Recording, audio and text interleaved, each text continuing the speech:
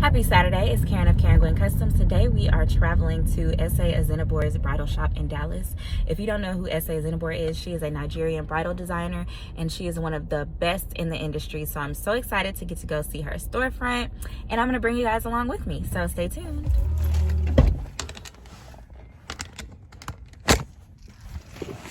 Okay, so I just got to my friend's house. I had to grab my car charger because I don't like traveling long distances without an outlet. It plugs into your cigarette lighter thingy and then you can actually plug something into it.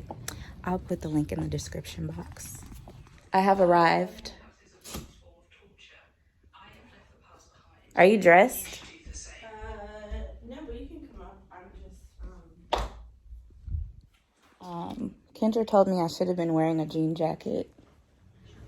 I'm bringing a jean jacket. Well, good for you.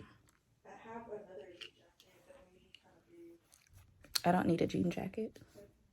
Right on time? Yeah, being that it's like 4 hours away, we definitely need to leave right at 10. Yeah. Because I might work on my pattern in the car. But are you really gonna do that? Maybe. Yeah. Okay. Because I want to release it soon. And the notepad? Ooh, what's this? As I go through your purse. Jewelry. Oh, right. So I guess nothing. But exactly, it's not much in there. Put this in there. What is that? Gum. Oh. So why are you bothered that I have a lot of stuff in my Because it's just bag? giving really heavy and It's giving status. it's giving mom. There are no children living on this trip. Turn right onto West Lupus Freeway Service Road. This is Asia, the bride-to-be. Yeah, so we're gonna like just do a bunch of like different options, and then you can like tell me which one, like which style you think looks best on me. Wait, that's nice. Oh, it's beautiful. You just. What are we gonna do?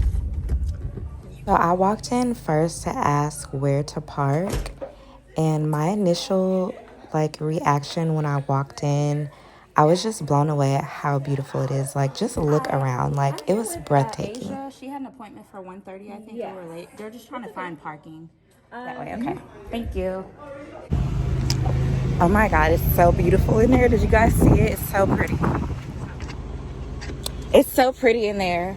Did you get a baby for me? A little bit. I was trying not to be too obvious. Don't let no people It was not real cold.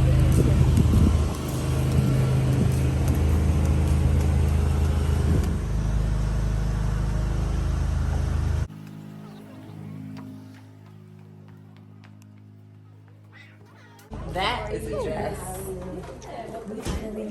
We're still finishing up appointments on your That looks like what the I brat got wore. married again. Did you see her dress? What? The brat.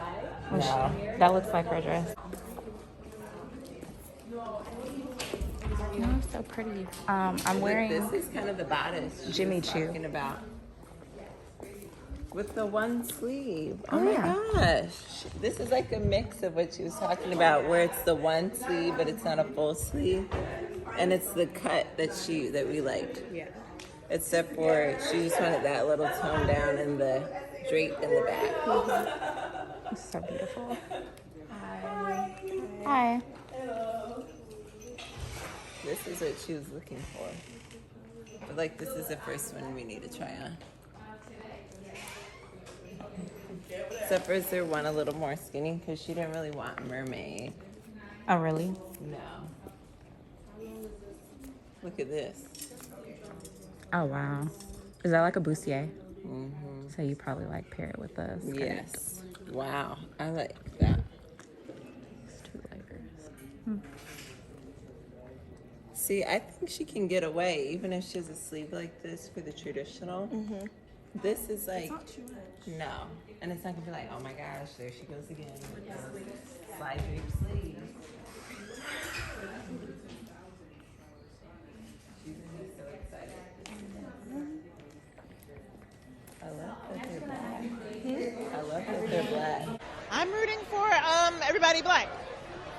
I am. We found the perfect combination of what you were looking for. It's the one sleeve with the bodice you like. No, Oh, that she don't means like you it. don't like it. Look at this one. Cute's the wrong I'm word. saying for just to try. Oh yeah, I can try. You want to try it? I don't want it in my. I know you don't. Thank you. Thank you. Wait, let me show you one more. We'll get started in just a minute. Okay, thank you. This is more the body you like. Yeah. Like just so you get the idea of how it looks on you with this sleeve. With the sleeves like off the shoulders. These were the ones you were talking about, right? Off of the shoulders, I'm already wearing it. I know, but we were saying I'm nobody's gonna gonna try it be out. like, oh, there she goes again with those same sleeves. No, I'm saying no. Y'all know I had to take a peek at the dress construction on the inside. So beautiful. I'll have clips like this throughout the video. So you need to see what that looks like on you. Notice how this dress has bra straps that go all the way around the body. When I build in my bras, I usually just use the front half of the bra, so this is something I'll definitely want to try in the future. I love this. Doesn't this look very like Queen Princess? It is giving Bridgerton. Like the queen. And it's extremely sparkly. I should have had my flash on. Oh my God.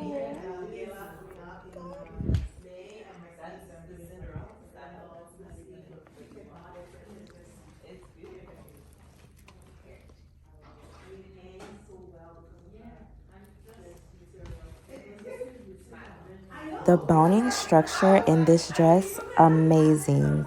Right up my alley, just beautiful and so well put together.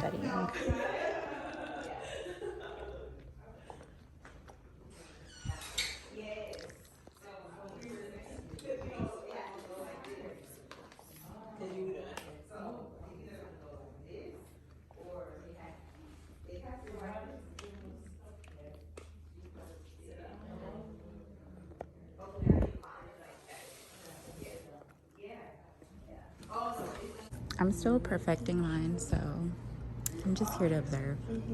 They look really, really good inside though, like very clean.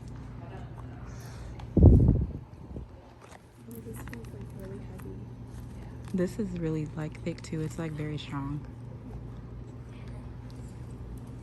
Okay, let's go see.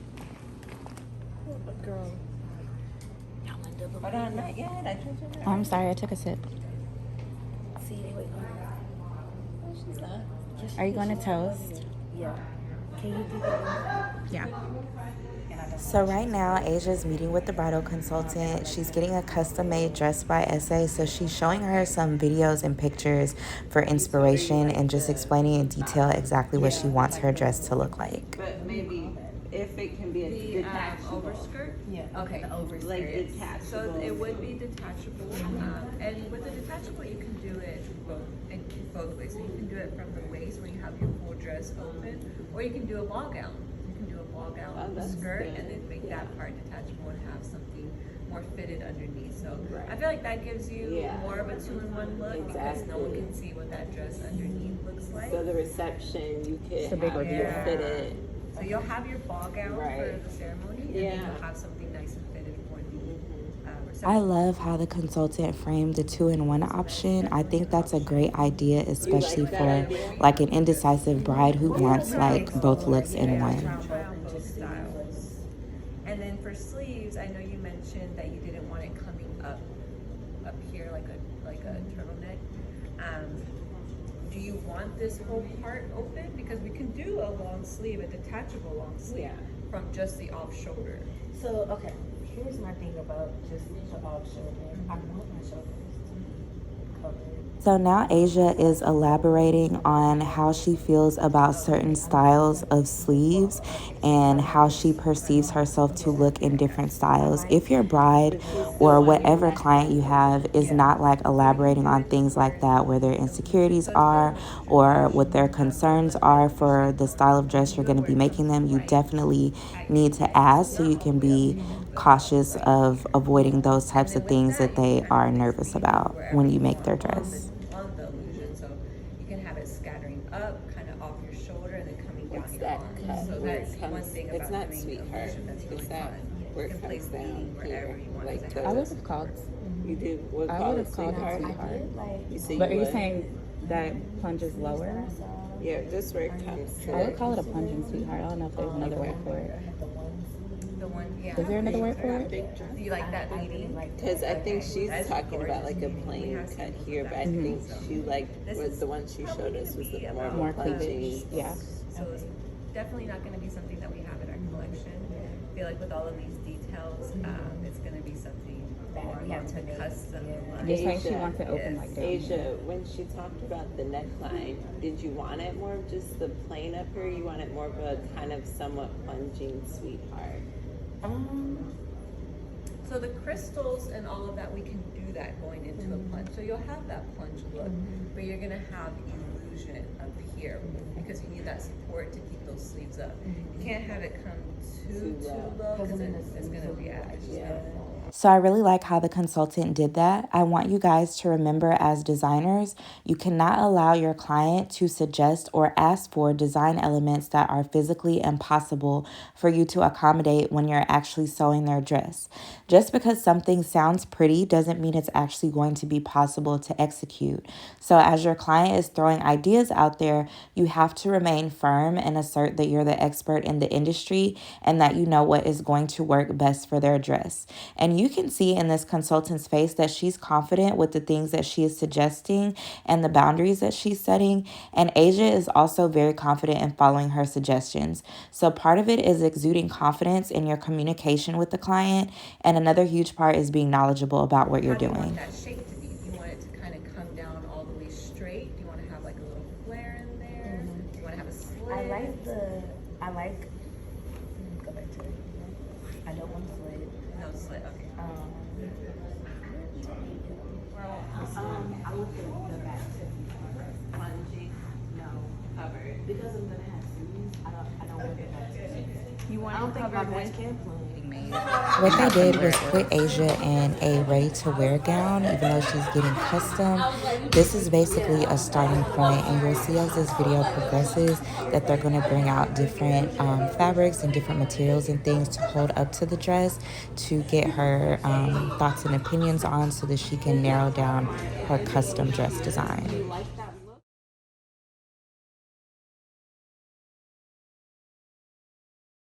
So you can see here they bought out a more satin overskirt with less bling on it.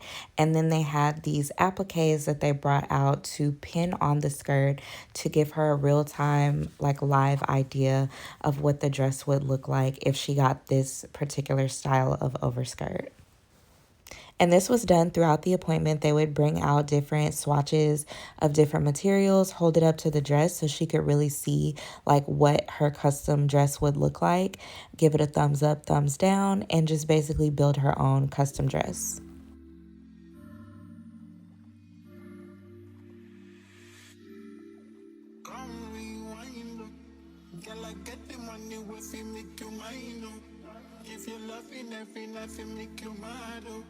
Now only you give me love and make me nice, oh, nice, oh, nice, oh. I feel make you mine, oh.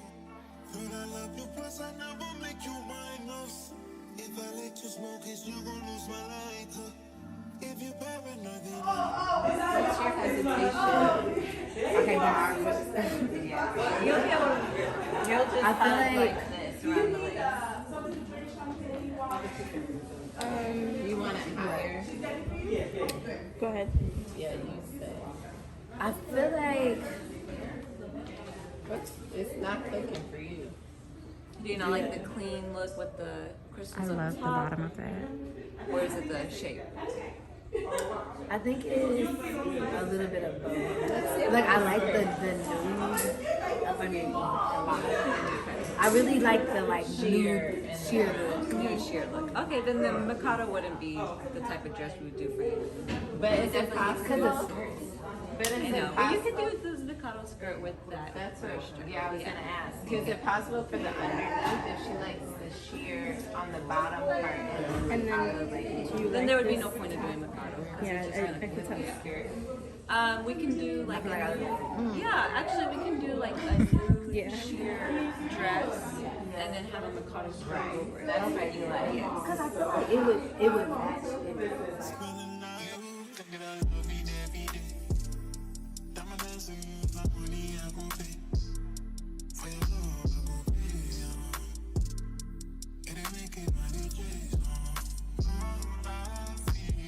Oh my God, it's her.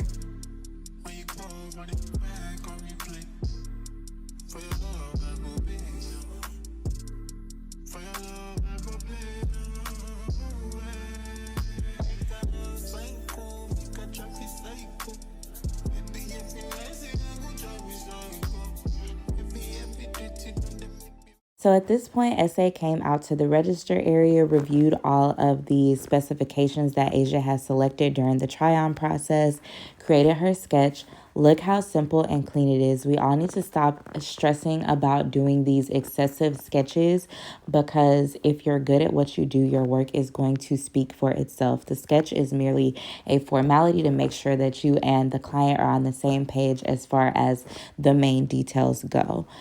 She also reviewed everything that Asia has selected and came up with a price.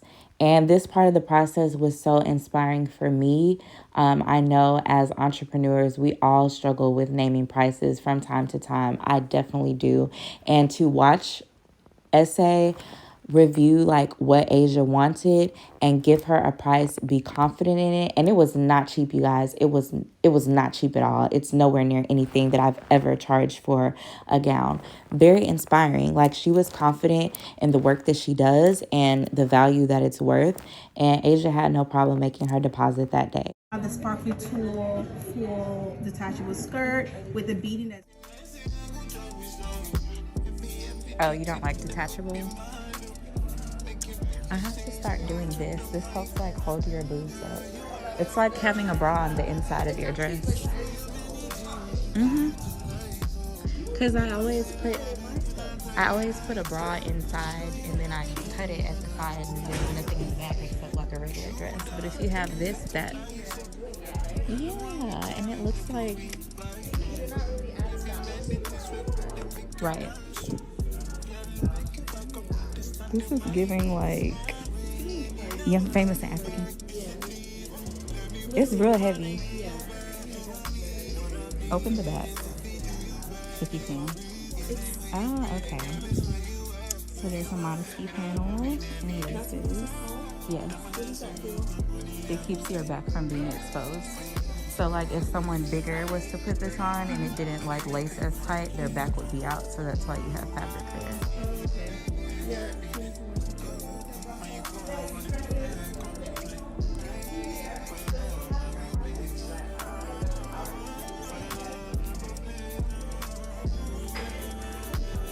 So this one has like a whole corset inside of it and it's only attached at the top of the boobs. And then this is separate from the actual dress.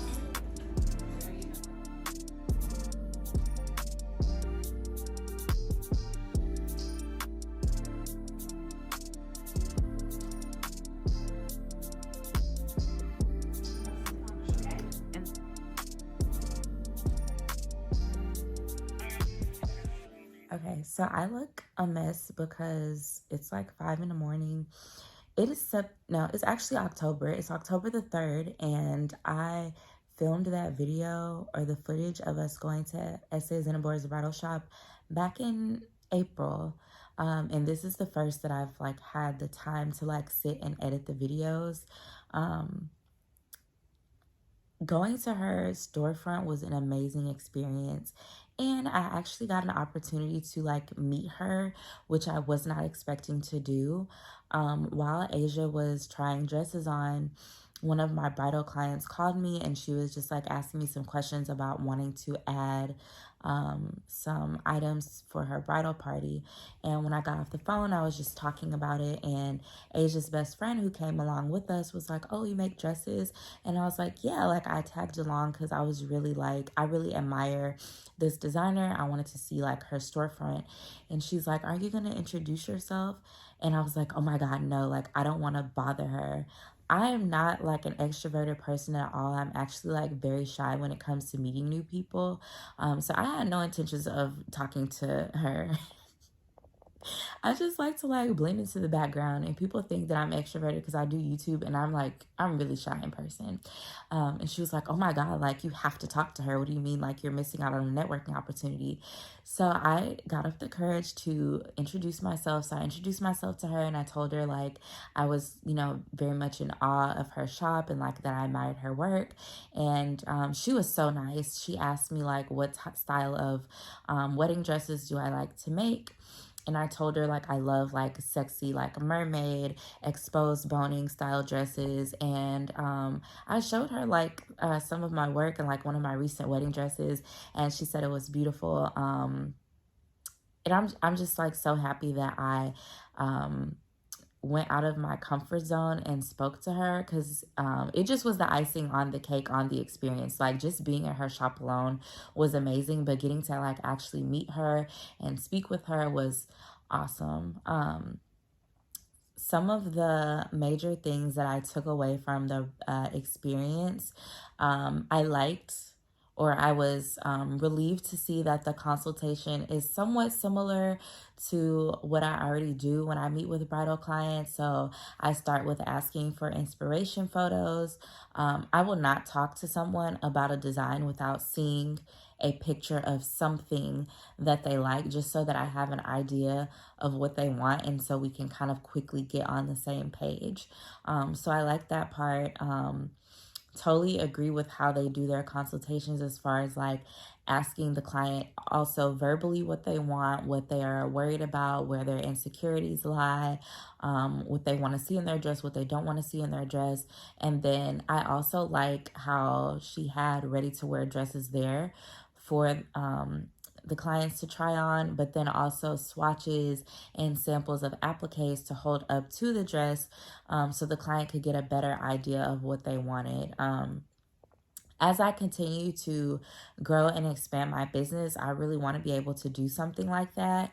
And I've even told bridal clients, like if they're like close friends of mine, like, hey, it would be a good idea to go to a bridal shop and like try something on. So, I know you like mermaid, or I know you like ball gown, but maybe you should go try one on first to see, and to make sure that you like it. And then we can go from there as far as customizing what you want me to make. So in the future, I think it would be a great idea to just have some like ready to wear dresses, like just a few in different styles, so that when people come in, they can try something on, and then we can go from there with like the swatches and customizing, so they can really like make it their own.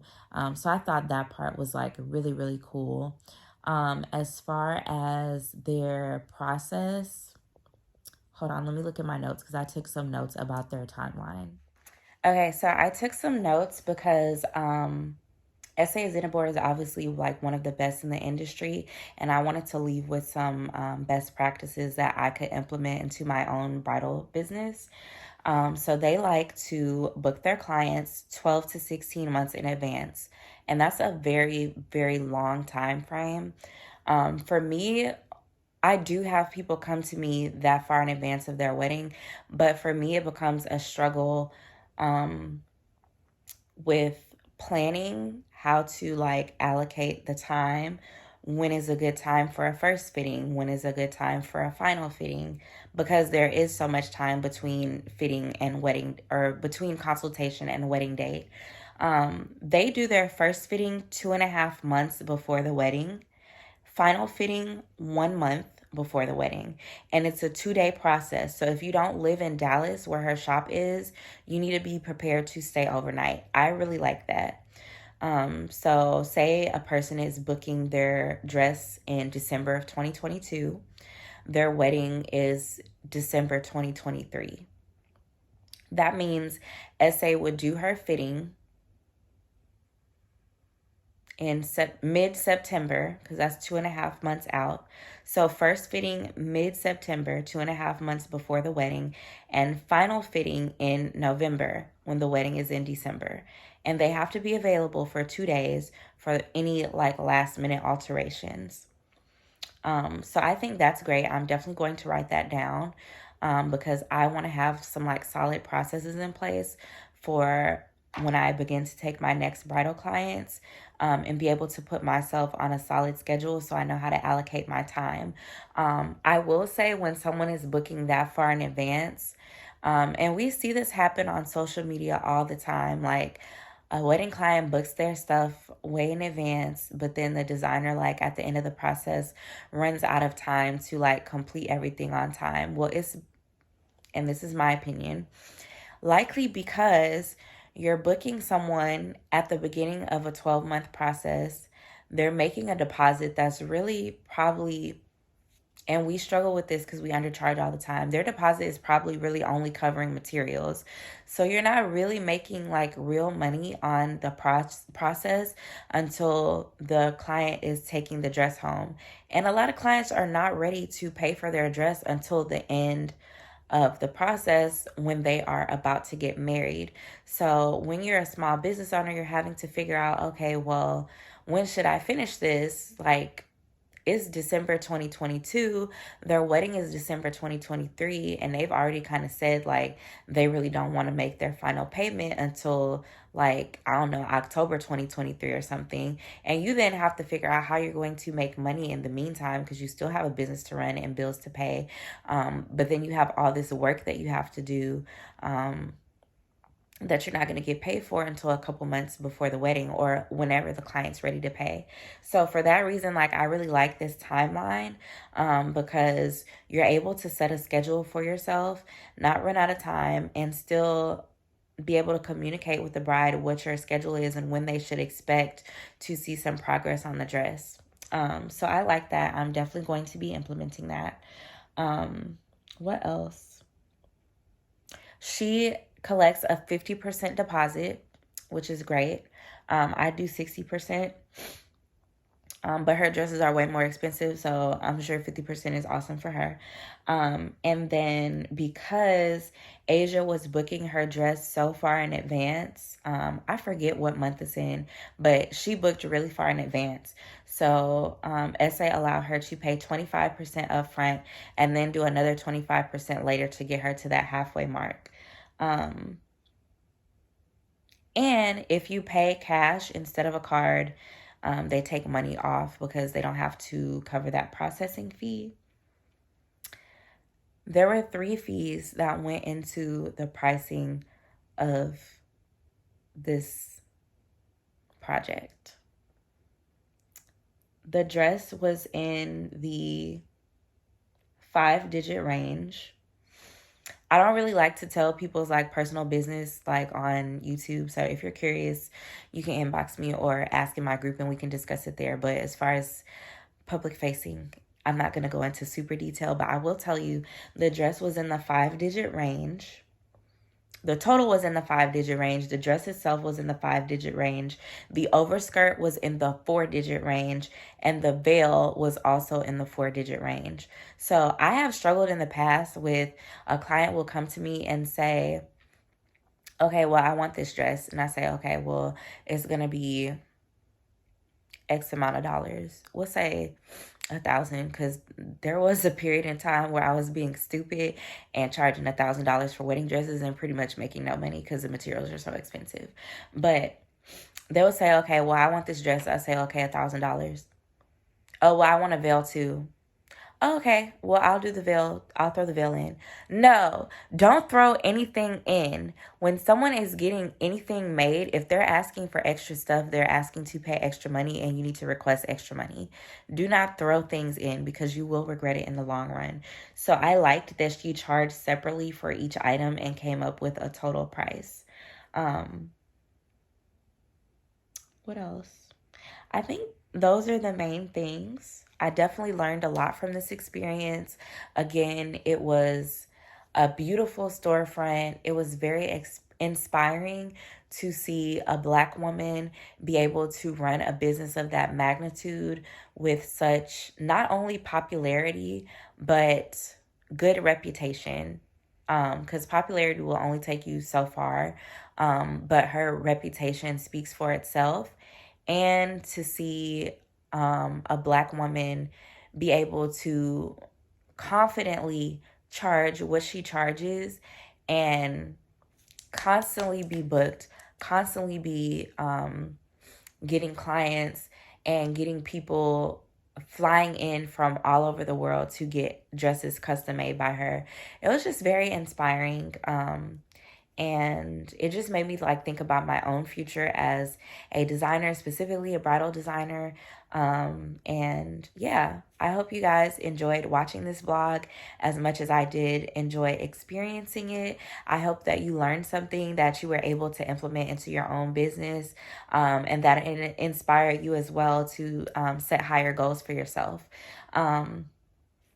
This is the first vlog that I've done in a while. I have a lot of content coming up in the near future. So guys, make sure you stay tuned.